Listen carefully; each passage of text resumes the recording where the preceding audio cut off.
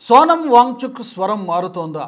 మారినట్టుగానే కనబడుతోంది. తాజాగా నిన్న మొన్నటి వరకు దాదాపు 26 రోజుల పాటు ఢిల్లీలో జంతర్ మంతర్ దగ్గర నిరసన దీక్షలో పాల్గొన్నటువంటి సోనం వాంగ్చుక్ జేపీ నడ్డా గారి హయాంలో ఆయన దగ్గరుండి నిమ్మరసం ఇచ్చి ఆయన చేత దీక్షని విరమింపజేశారు. మనందరం కూడా చూసాం. ఆ తరువాత ఎప్పుడైతే ఆయన దీక్ష విరమించారో వెంటనే బొద్దింకలు ఆయనపై దాడికి దిగాయి. ఏమన్నాయంటే ఆయన క్వశ్చన్ చేశారు, నిజానికి మీరు బీజేపీకి అమ్ముడుపోయారా లేదా కేంద్ర ప్రభుత్వానికి అమ్ముడుపోయారా, ఎంతకు అమ్ముడుపోయారో చెప్పండి, ఏం సీక్రెట్ డీల్ కుదిరింది, ఎందుకు దీక్ష విరమించేశారని చెప్పి ఒక్కసారిగా బొద్దింకలన్నీ కూడా, అంటే ఈ కాక్రోచ్ జనతా పార్టీకి చెందినటువంటి సభ్యులందరూ కూడా సోనం వాంగ్చుక్ పైన మాటల దాడి చేయడం మొదలుపెట్టాయి. సరే, ఇప్పుడు ఎందుకు ఆయన స్వరం మారింది అని అక్కడికి వచ్చేటట్టయితే, తాజాగా ఆయన స్వగ్రామానికి అంటే లదాఖ్ వెళ్తూ ఉన్నారు. ఆయన ట్రావెలింగ్లో ఉంటూ కూడా ఒక వీడియో విడుదల చేశారు. ఆ వీడియో కూడా మీకు చూపిస్తాను. ఆ వీడియోలో మోదీ ప్రభుత్వం పైన స్వరం మారింది, పొగడ్తలు కురిపించేటువంటి ప్రయత్నం చేశారు. భారత రైల్వేలో అద్భుతమైనటువంటి పురోగతి సాధించారు. నేను వందే భారత్లో ఈ మధ్యన నేను ట్రావెల్ చేశాను. It was a pleasant journey. చాలా అద్భుతంగా ప్రయాణం సాగింది. ఇన్ఫ్రాస్ట్రక్చర్ డెవలప్మెంట్లో కానివ్వండి, భారత రైల్వే సాధించినటువంటి పురోగతి పైన నేను చాలా గర్వంగా ఫీల్ అవుతున్నాను అని చెప్పారు. అలాగే ఈ పేపర్ లీకేజ్ ఈ అంశానికి సంబంధించి పరీక్షా విధానాలు, విద్యారంగంలో సంస్కరణలకు సంబంధించి కూడా నాకు లిఖితపూర్వకమైనటువంటి హామీ ఇచ్చింది ప్రభుత్వము, కేంద్ర ప్రభుత్వం, వాటిని నెరవేరుస్తుందనేటువంటి నమ్మకం నాకు ఉంది అని చెప్పి కూడా ఆయన మాట్లాడారు.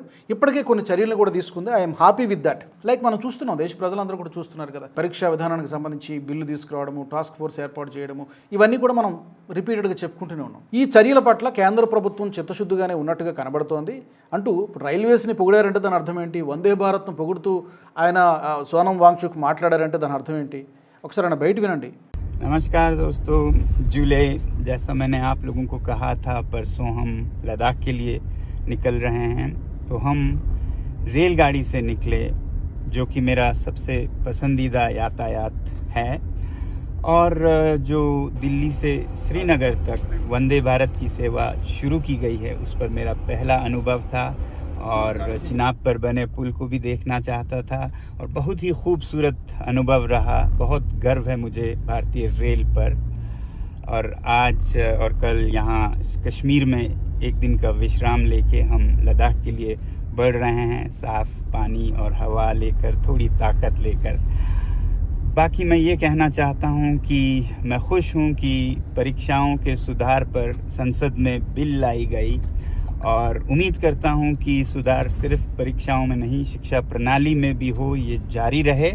और दूसरी तरफ अपील करना चाहूँगा सरकार से कि वो जो समझौते हुए थे पहले मेरे साथ लिखित में और फिर सीजेपी के साथ, कि वो प्रदर्शन में जो छात्र थे उन पर कोई कानूनी कार्रवाई नहीं करेंगे, FIRs नहीं करेंगे, उस पर कायम रहे, पालन करें और देश में खासकर युवा पीढ़ी में एक भरोसे का माहौल बनाएं और सब मिलकर राष्ट्र निर्माण और एक महान भारत बनाने में जुट जाएं। फिर से भरोसे के साथ जुड़ता रहूँगा आप लोगों से। जय हिंद. సో విన్నారు కదా, సోనం వాంగ్చుక్ స్వరం మారింది. మోదీ ప్రభుత్వాన్ని పొగుడుతూ మాట్లాడుతున్నారు. At the same time Vande Bharat గురించి చాలా గొప్పగా మాట్లాడుతున్నారు. కారణాలు స్పష్టంగా తెలియకపోయినప్పటికీ కూడా ఆయనలో మార్పు వచ్చింది. ఎందుకంటే ఆ రోజు దీక్ష విరమించినప్పుడే ఆయన మారినట్టుగా కనబడింది. తర్వాత ఎప్పుడైతే బొద్దింకలు ఆయనపై దాడి చేయడం మొదలుపెట్టాయో, వెర్బల్ మాటల దాడి చేయడం ప్రారంభించాయో, ఆయన మరొక వీడియో రిలీజ్ చేశారు, హాస్పిటల్లో ఉంటూనే అనుకుంటా. ఆ వీడియోలో ఏం చెప్పారంటే, నేను ఈ వయసులో ఉండి కూడా 26 రోజుల పాటు దీక్ష చేసినప్పుడు ఈ విద్యార్థుల కోసము నా క్యారెక్టర్ని మీరు అనుమానిస్తారా, నా క్యారెక్టర్ సర్టిఫికేట్ మీరిస్తే నేను తీసుకోవాలా, మీకేం హక్కు ఉంది అని చెప్పి ఆయన ఈ CJP పార్టీ పైన దుమ్మెత్తిపోసారు. ఇది సరైనటువంటి పద్ధతి కాదు అని చెప్పి ఫైర్ అయ్యారు. తర్వాత రీసెంట్గా ధర్మేంద్ర ప్రధాన్ రాజీనామా చేసినప్పుడు కూడా వీళ్ళందరూ కూడా సౌరవ్ దాసు, మిగతా బ్యాచ్, ఈ సోషల్ మీడియా ఇన్ఫ్లుయెన్సర్స్ ఎవరెవరైతే వీళ్ళందరికీ సపోర్ట్ చేశారో లాస్ట్ 30 to 40 డేస్ నుంచి ఈ 5-star హోటల్లో సెలబ్రేట్ చేసుకున్నారు. ఆ సెలబ్రేషన్స్పై కూడా సోనం వాంగ్చుక్ స్పందించారు. మనం విజయం సాధించినప్పుడు వినయంగా ఉండాలి, కొంచెం వినమ్రత కూడా ఉండాలి, తలపొగరు మంచిది కాదు, పెద్ద వ్యక్తుల గురించి మాట్లాడేటప్పుడు పర్టికులర్గా ప్రత్యర్థిని హేళన చేస్తూ మాట్లాడడం అనేది కరెక్ట్ కాదు. ఎందుకంటే సౌరవ్ దాస్ మాట్లాడాడు, మోదీని ఇమిటేట్ చేసేటువంటి ప్రయత్నం హేళనగా చేస్తూ మాట్లాడాడు. ఆ వీడియో చాలా వరకు వైరల్ అయింది. సో ఇది సరైనటువంటి పద్ధతి కాదు అని చెప్పి CJPకి ఒక హెచ్చరిక చేశాడు. సో అందుకని నేను అన్నది ఏంటంటే, దీక్ష విరమించిన దగ్గర నుంచి ఈ రోజు వరకు చూసుకుంటే సోనం వాంగ్చుక్లో మార్పు వచ్చినట్టుగానే కనబడుతుంది. మరొక వెర్షన్ ఏంటంటే ఈ సీజేపీ కానీ మిగతా ఈ ఎకోసిస్టమ్ లెఫ్ట్ ఎకోసిస్టమ్ అంతా కూడా ఇతను ఫ్రంట్ ఫేస్లో పెట్టి ఉద్యమాన్ని నడిపించాలనుకున్నాయి, దీన్ని సుదీర్ఘకాలం కొనసాగించాలనుకున్నాయి. కానీ వాళ్ళు అనుకున్నది జరగలేదు, మధ్యలోనే బ్రేక్ పడింది.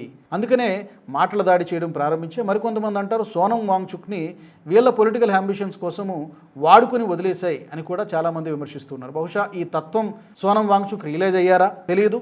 గతంలో ఆయన పైన నిజంగా చాలా విమర్శలు ఉన్నాయి. ఆయన ఎన్జిఓలకు సంబంధించి ఎక్కడెక్కడి నుంచో ఫండింగ్ వస్తుంది, చైనా నుంచో లేకపోతే విదేశాల నుంచి ఫండింగ్ వస్తుంది, లద్దాఖ్కి ప్రత్యేకించి 6th షెడ్యూల్ కావాలి, ఒక ప్రత్యేక అంటే జమ్మూ కాశ్మీర్కి గతంలో ఉన్నట్టుగా స్వయం ప్రతిపత్తి కావాలని చెప్పి డిమాండ్ చేశారు. మరి కేంద్రం ఏమైనా హామీ ఇచ్చిందో తెలియదు. మొత్తానికైతే ఈ మార్పు మంచికేనేమో అనిపిస్తోంది. గతంలో ఈ మధ్యనే ఆమ్ ఆద్మీ పార్టీ నుంచి కూడా ఆయన కలవడానికి దీక్షలో కలవడానికి వచ్చినప్పుడు విద్యాశాఖ మంత్రిగా సోనం వాంగ్చుక్ లాంటి వాళ్ళు ఉండాలి కానీ ధర్మేంద్ర ప్రధాన్ కాదు అంటూ ఆయన కూడా సెలవిచ్చారు. కేజ్రీవాల్ వీళ్ళందరూ కూడా. మరి ఆయన పొలిటికల్ అంబిషన్ ఏంటో తెలియదు, ఏనాడు బాహాటంగా చెప్పలేదు. ప్రస్తుతానికైతే సోనం వాంగ్చుక్ బీజేపీకి అనుకూలంగా, మోదీ సర్కార్కి అనుకూలంగా మాట్లాడుతూ ఉన్నారు. మరి ఈ మార్పు ఎందుకు వచ్చిందంటారు? ఈ కామెంట్స్లో పెట్టండి. ఈ వీడియో మీకు నచ్చినట్టయితే లైక్ చేయండి, 10 మందికి షేర్ చేయండి. అలాగే కామెంట్ల రూపంలో మీ అభిప్రాయాలను మాతో పంచుకోండి. Nationalist hub group of channels ను సబ్స్క్రైబ్ చేసుకుని తెలుగునాట జాతీయవాద జర్నలిజాన్ని ప్రోత్సహించండి. ఈ వీడియో కింద ఉన్న బెల్ ఐకాన్ పై క్లిక్ చేయడం మర్చిపోవద్దు.